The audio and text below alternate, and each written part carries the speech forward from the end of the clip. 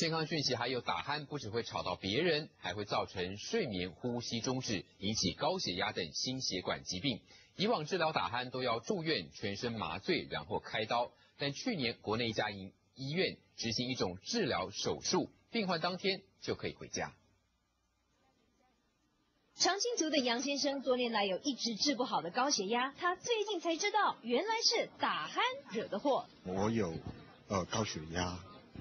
然后睡眠打鼾，睡眠呼吸中止，然后白天精神不济，记忆力减退。经过睡眠分析，医师发现杨先生有睡眠呼吸中止的状况，造成心脏额外的负担，建议将原本用来治疗心血管疾病的支架植入杨先生的软腭，减少打鼾引起呼吸中止的问题。我们这样植入之后，我们是用3根，对，那它时间一长的话，它会跟周边的组织会产生这种纤维化的效果。那纤维化的效果，它就会使这个软腭变得比较固定。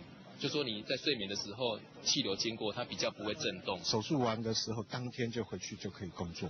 睡眠呼吸中止，本来是52秒，现在变成只有4秒。高血压的情况控制下来了。精神可以集中啦，白天不会打瞌睡啦。然后开车也不会感觉到打瞌睡很危险。当初杨先生如果选择传统手术，必须住院4天，忍受2个礼拜的疼痛。但软腭支架微创手术让他当天就能回家，2天左右就不痛了。目前台湾在软腭支架植入的成功案例上百件，领先全亚洲。不过医师还是强调，不是每个病患都适合，健保也没有给付。律师新闻温柔吴志宏台北报道。再来看国际咖啡豆价格冲上新高，每磅达2.78美元，国内也面